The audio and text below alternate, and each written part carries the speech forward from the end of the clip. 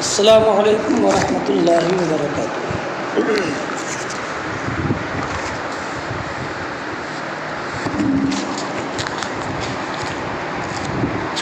حدیث پاک سماعت فرمائیں۔ حدثنا عبدان قال اخبرنا عبد اللہ قال اخبرنا یونس عن الزہری وحدثنا بشر بن محمد قال حدثنا عبد الله قال اخبرنا یونس ومعمر نحوه عن الزهري اخبرني عبید اللہ ابن عبد اللہ عن ابن عباس رضی اللہ عنہما قال كان رسول اللہ صلی اللہ علیہ وسلم اجود الناس وكان اجود ما يكون في رمضان حين يلقاه جبرائيل وكان يلقاه في كل ليلة من رمضان فيدارسه القرآن فلا رسول الله صلى الله عليه وسلم أجود بالخير من الريح المرسلة۔ پہلے اس حدیث کے جو راوی ہیں عبدان، یہ عبداللہ ابن عثمان ابن جبلہ کا لقب ہے۔ انہوں نے حضرت امام مالک اور حماد ابن سے حدیثوں کی روایت کی ہے، اور ان سے امام بخاری اور امام زہری نے روایت کی۔ سن 220 ہجری میں 76 سال کی عمر میں ان کا انتقال ہوا۔ ان کا لقب عبدان کیوں ہوا؟ عبدان یہ عبد کی تثنیہ ہے، اصل میں ان کی کنیت ہے ابو عبد الرحمن، اور ان کا نام ہے عبداللہ۔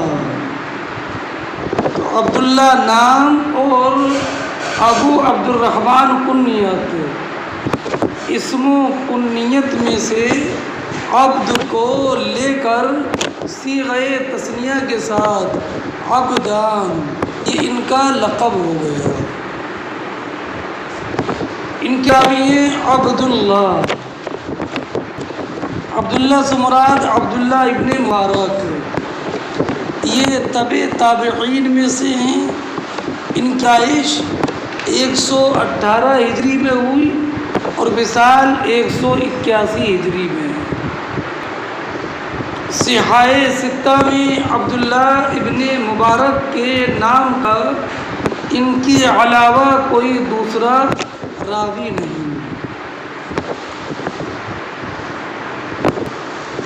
تحویل سند کے بعد حدثنا بشر بن محمد، بشر ابن محمد، ان کا وصال سن 224 ہجری میں ہوا۔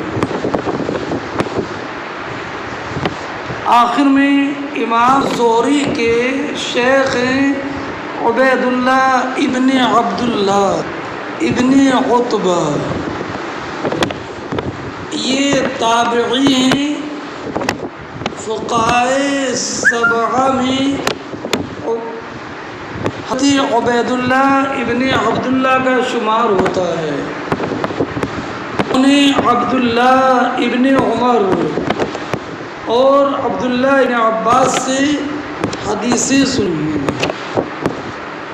حضرت عمر ابن عبدالعزیز کے دور خلافت میں ان کا وصال سن 94 ہجری میں ہوا۔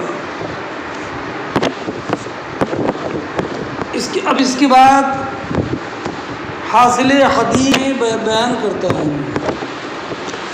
حضرت عبداللہ ابن عباس رضی اللہ تعالی عنہما روایت فرماتے ہیں کہ نبی کریم صلی اللہ تعالی علیہ وسلم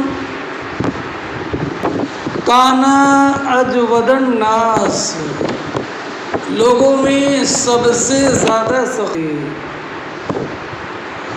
اجود الناس سے مراد ہے اجود الخلق، ساری مخلوق میں سب سے زیادہ سخی۔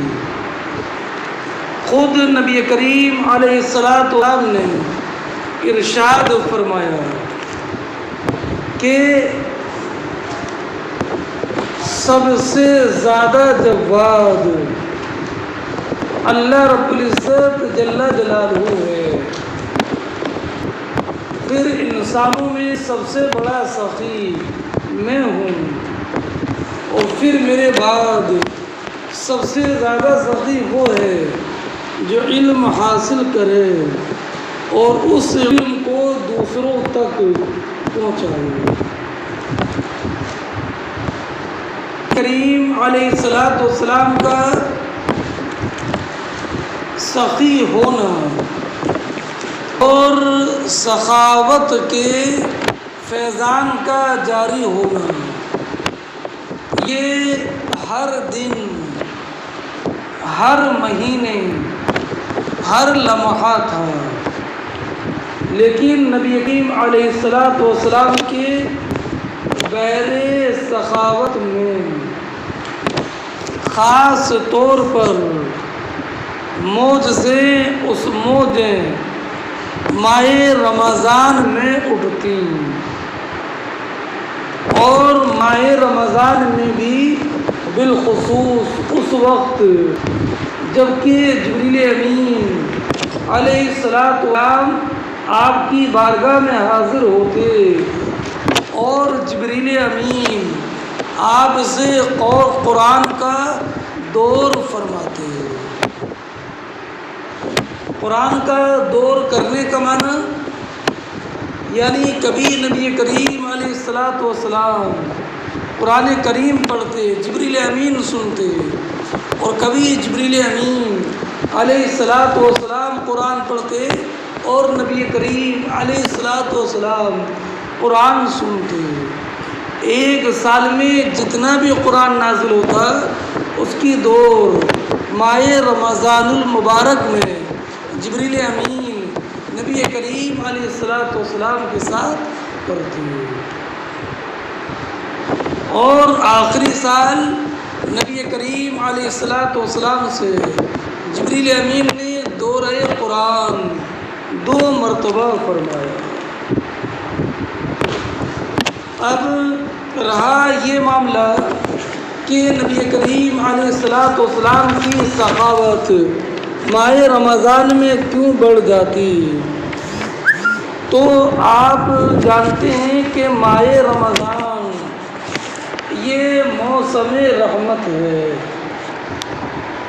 ان دنوں میں رحمت الہی کا نزول عام دنوں کے بمقابل زیادہ ہوتا ہے، اور رمضان میں بھی سخاوت اس وقت اور زیادہ بڑھ جاتی جب جبریل ملاقات کرتے، اور جبریل رمضان کی ہر رات میں ملاقات کرتے،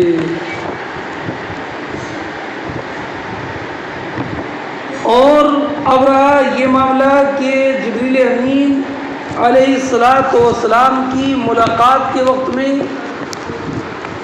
یہ نبی کریم علیہ السلام کی فیاضی کا اور زیادہ بڑھ جانا، تو اس کی وجہ یہ تھی کہ جبریل امین علیہ السلام اللہ رب العزت کی بارگاہ کے مقرب بلکہ سید الملائکہ ہیں،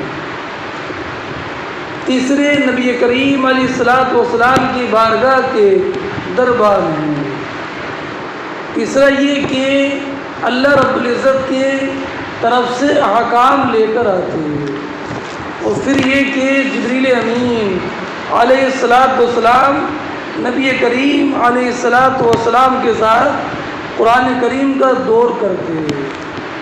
تو قرآن کریم کا دور کرنے اور جبریل امین علیہ السلام سے ملاقات ہونے اور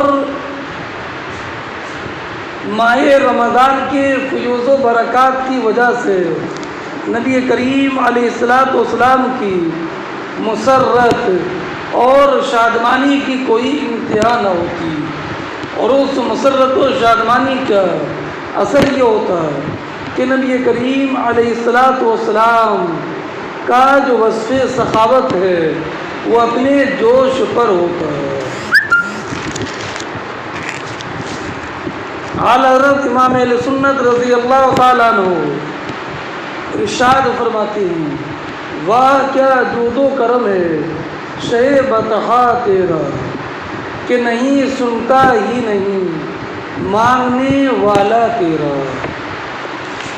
اب نبی کریم علیہ السلام کی بارگاہ میں جبریل امین ماہ رمضان کی رات ہی میں ملاقات کیوں کرتے؟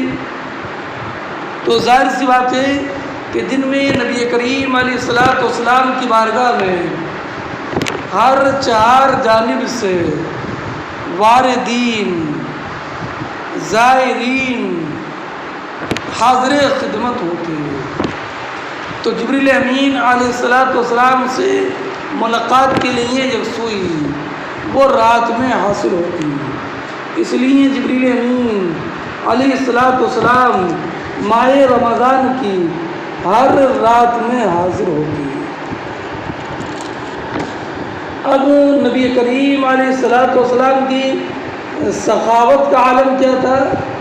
تو حضرت عبداللہ بن عباس رضی اللہ تعالی عنہ نے ایک مثال بیان فرمائی، کانا اجود بالخیر من الریح المرسلہ، کہ نبی کریم علیہ السلام چلتی ہوا سے بھی زیادہ سخی تھے۔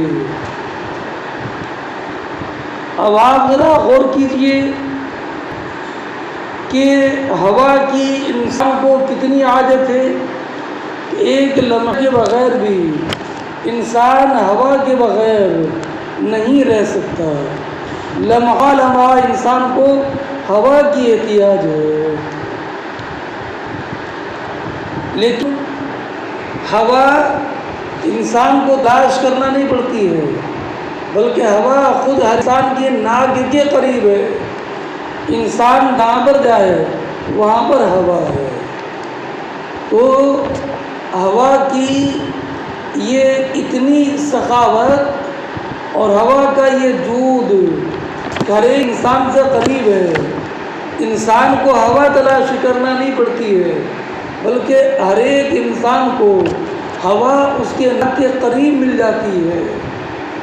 نبی کریم علیہ السلام کی سخاوت کے بارے میں حضرت عبداللہ بن عباس نے بیان فرمایا کہ ہوا کی سخاوت تم سب جانتے ہو، اور ہوا بھی ایک وہ ہوا جو ٹھہری ہوئی ہے، اور ایک ہوا جو ہوا بہتی ہوئی ہے، چلتی ہوئی ہوا ہے۔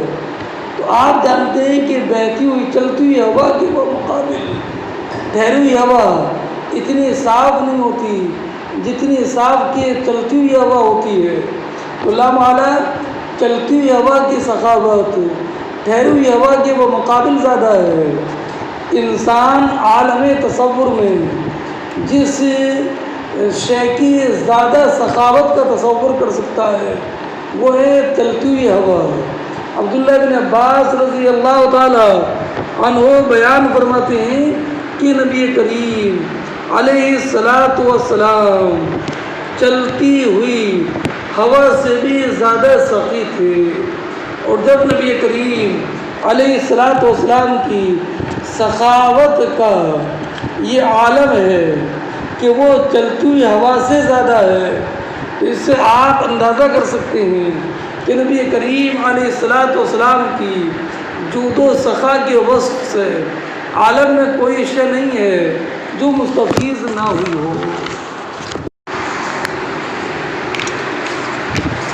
حاصل حدیث سماعت فرمانے کے بعد اس حدیث سے چند باتیں معلوم ہوتی ہیں۔ یہ کہ سخاوت یہ وصف حمید ہے، ہر مسلمان کو سخی اور فیاض ہونا چاہیے، بالخصوص رمضان المبارک میں زیادہ سے زیادہ سخاوت کرنا چاہیے۔ اور اس سے یہ بھی ثابت ہوا کہ رمضان شریف میں قرآن مجید کی تلاوت بکثرت کرنا چاہیے، اور قرآن مجید کی تلاوت تمام اذکار مستحبہ سے افضل اور اعلیٰ ہے۔ اس لیے کہ نبی کریم علیہ الصلوۃ والسلام اور جبریل امین اسی فعل کو کرتے جو کیل و اعلیٰ ہوتا، تو اگر کوئی ذکر تلاوت قرآن سے افضل ہوتا تو قرآن مجید کی تلاوت کا ورد تلاوت نہیں ہوتی بلکہ ورد اور اذکار ہی ہوتے۔ اور یہ بھی معلوم ہوا کہ قرآن مجید بکثرت پڑھنا چاہیے، اور حفاظ قرآن کو دورہ قرآن کریم کی دور کرتا رہنا چاہیے۔ اور یہ بھی معلوم ہوا کہ رات میں قرآن مجید پڑھنا یہ زیادہ بہتر ہے، اس لیے کہ قرآن دن کی بمقابل رات میں بآسانی یاد ہو جاتا ہے۔ اچھا، یہ بھی معلوم ہوا کہ جن ایام میں کسی نعمت کا حصول ہو ان نعمتوں میں سخاوت یہ اللہ کے نزدیک بھی محبوب ہے۔ یہ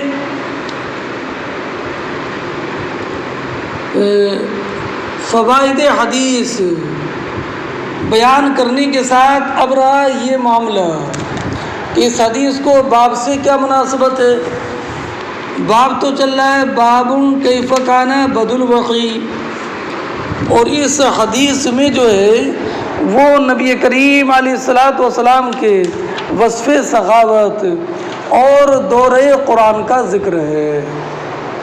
تو مناسبت یہ ہے کہ وحی کا نزول ماہ رمضان میں ہوا، جیسے کہ ما سبق کی تقریر میں گزر گیا کہ پہلے وحی 17 رمضان کو نازل ہوئی، اور اس حدیث میں یہ ہے کہ نبی کریم علیہ الصلاۃ والسلام کی سخاوت ماہ رمضان میں زیادہ ہوتی، اور نبی کریم علیہ الصلاۃ والسلام ہر رمضان میں جبریل امین کے ساتھ تلاوت قرآن کرتے، اور جبریل امین نبی کریم علیہ الصلاۃ والسلام کی بارگاہ میں ہر رات حاضر ہوتے۔ تو رمضان میں قرآن کے نزول کا آغاز بھی ہوا، اور اس حدیث میں ماہ رمضان میں دورہ قرآن کا ذکر ہے۔ اس لیے امام بخاری علیہ رحمت و رضوان نے اس مقام پر اس حدیث کو ذکر کیا ہے۔ اب آپ اس حدیث کا ترجمہ سماعت فرمائیں۔ حدثنا عبدان قال اخبرنا عبد اللہ قال اخبرنا یونس عن الزہری۔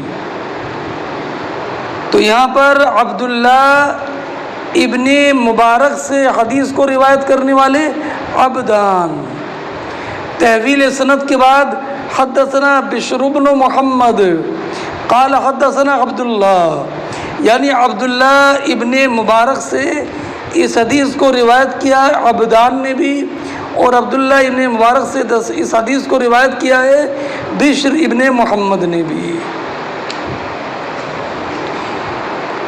قال اخبرنا یونس عبدان کی روایت میں تنہا یونس کا ذکر ہے، اور بشر ابن محمد کی روایت میں یونس کے ساتھ معمر کا ذکر بھی ہے۔ اخبرنی عبید اللہ ابن عبداللہ عن ابن عباس رضی اللہ عنہما قال کان رسول اللہ، عبداللہ ابن عباس رضی اللہ تعالی عنہما بیان فرماتے ہیں کہ نبی کریم علیہ الصلاۃ والسلام لوگوں میں سب سے زیادہ سخی تھے۔ وَكَانَ أَجْوَدَ مَا يَكُونُ فِي رمضان، اور نبی کریم علیہ الصلاۃ والسلام زیادہ سخی اس وقت ہوتے جب کہ ماہ رمضان ہوتا، اور ماہ رمضان میں بھی اس وقت جب کہ آپ سے جبریل امین علیہ الصلاۃ والسلام ملاقات کرتے۔ وَكَانَ يَلْقَاهُ فِي كُلِّ لَيْلَةٍ مِّن رمضان، اور نبی کریم علیہ الصلاۃ والسلام کی بارگاہ میں جبریل رمضان کی ہر ایک رات میں حاضر ہوتے۔ فَيُدَارِسُ الْقُرْآنَ، تو آپ سے جبریل امین قرآن کا دور کرتے۔ فلا رسول اللہ، تو نبی کریم علیہ الصلاۃ والسلام کانا فلا رسول اللہ اجود بالخیر من الریح المرسلہ، نبی کریم علیہ الصلاۃ والسلام تیز ہوا سے بھی زیادہ سخی تھے، چلنے والی ہوا سے بھی زیادہ سخی تھے۔ یعنی چلنے والی ہوا کی سخاوت سب کو معلوم ہے، اولاً تو ہوا کی سخاوت ہی سب کو معلوم ہے، پھر چلنے والی ہوا جو کہ بڑی صاف اور شفاف ہوتی ہے، ہر ایک انسان سے قریب پہنچ جاتی ہے، ہر ایک انسان کو تلاش کرنے کی عادت نہیں ہوتی ہے، بلکہ ہر ایک انسان کے قریب چلنے والی ہوا ہوتی ہے۔ تو چلنے والی ہوا کی سخاوت کا یہ عالم ہے کہ ہر ایک طالب، ہر ایک ضرورت مند کی ناک کے پاس میں ہے، لیکن چلنے والی ہوا کی سخاوت تو اپنی جگہ پر، لیکن نبی کریم علیہ الصلاۃ والسلام کی سخاوت کا یہ عالم تھا کہ نبی کریم علیہ الصلاۃ والسلام چلنے والی ہوا سے بھی زیادہ سخی تھے۔ اور عبداللہ بن عباس نے کہا فلا رسول اللہ، لام تاکید کے ساتھ یقیناً نبی کریم علیہ الصلاۃ والسلام چلنے والی ہوا سے بھی زیادہ سخی تھے۔ اب یہ حدیث مکمل ہو گئی، اس کے بعد جو حدیث آ رہی ہے یہ حدیث بہت لمبی حدیث ہے، اور 2 صفحے میں یہ حدیث ہے۔ انشاءاللہ کل اس حدیث کی تفسیر اور توضیح پیش کی جائے گی۔ السلام علیکم ورحمۃ اللہ وبرکاتہ۔